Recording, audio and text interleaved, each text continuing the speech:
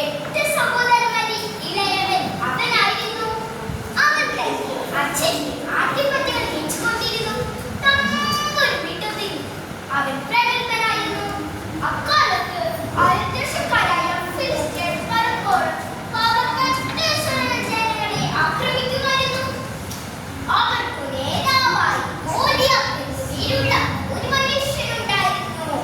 ഭീമാകാരൻ, മലപോലെയുള്ള ഒരാൾ, 6 മുഴത്തിനധികം ഉയരം, അതിനൊത്ത വണ്ണം. അവന്റെ തലയിൽ പിച്ചള തൊപ്പിയുണ്ടായിരുന്നു. ഇത് കണ്ടാൽ ആരെങ്കിലും വിറയ്ക്കാതിരിക്കുമോ? ഗോലിയാത്തിനെ തോൽപ്പിക്കാൻ ആർക്കും സാധ്യമല്ല. ഫിലിസ്ത്യരുടെ ശല്യം കൊണ്ട് ഇസ്രായേലിന് പൂർവ്വതി കൂട്ടി.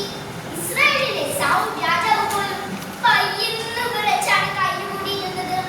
ഈ സന്ദർഭത്തിൽ രാജാവ് വിടംബരമൊരുക്കി, ശക്തനായ ഗോലിയാത്തിനെ തോൽപ്പിക്കാൻ ആരെങ്കിലും ഉണ്ടോ? മുന്നോട്ട് വരിക. നാട്ടിലെ അംഗവീരന്മാരെ പോലും ഈ വിടംബരം കേട്ട് തല ഉള്ളിലേക്ക് വലിക്കുകയാണ് ചെയ്തത്. എന്നാൽ ബാലനായ ദാവീദ് രാജസന്നിധിയിൽ വന്നിട്ട് പറഞ്ഞു, ശക്തിമാനായ ഗോലിയാത്തിനെ തോൽപ്പിക്കാൻ ഞാൻ തയ്യാറാണ് തിരുമേനി. അടിയനെ അനുവദിച്ചാൽ മാത്രം മതി.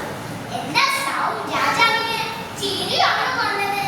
ഇങ്ങനെയുള്ള ഒരു കൊച്ചു പയ്യന് എങ്ങനെയാണ് അമരനെ തോൽപ്പിക്കുക? എന്നാൽ അവന്റെ ധീരതയെ കുറിച്ച് കേട്ടറിഞ്ഞ രാജാവ് ദാവീദിനെ അനുഗ്രഹിച്ച് പറഞ്ഞയച്ചു.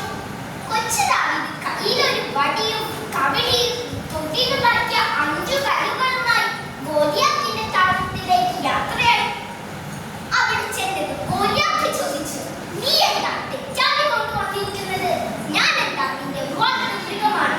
ഇവിടെ വാ, നിന്റെ മാംസം പക്ഷി മൃഗാദികൾക്ക് വെച്ച് ചീന്തിക്കൊടുക്കും. എന്നാൽ ബാലനായ ദാവീദ് ദൈവത്തെ പൂർണ്ണമായി വിശ്വസിച്ചുകൊണ്ട് ഗോലിയാത്തിനോട് പറഞ്ഞു, ഇന്ന് ദൈവം എന്റെ കൈകളിൽ ഏൽപ്പിക്കും. അങ്ങനെ ഇസ്രായേൽ ജനങ്ങൾക്ക് ഒരു ദൈവമുണ്ടെന്ന് ലോകമെല്ലാം അറിയും. ഗോലിയാത്തിന് ദേഷ്യം വന്ന് ദാവീദിനെ ആക്രമിക്കാൻ ചെന്നു. ദൈവം തന്നെ പക്ഷത്തുള്ള കാരണം ദാവീദ് ഭയപ്പെട്ടില്ല. ദാവീദ് കല്ലെടുത്ത് കവണെ വെച്ച് ഗോലിയാത്തിന്റെ തീരാനെറിഞ്ഞു.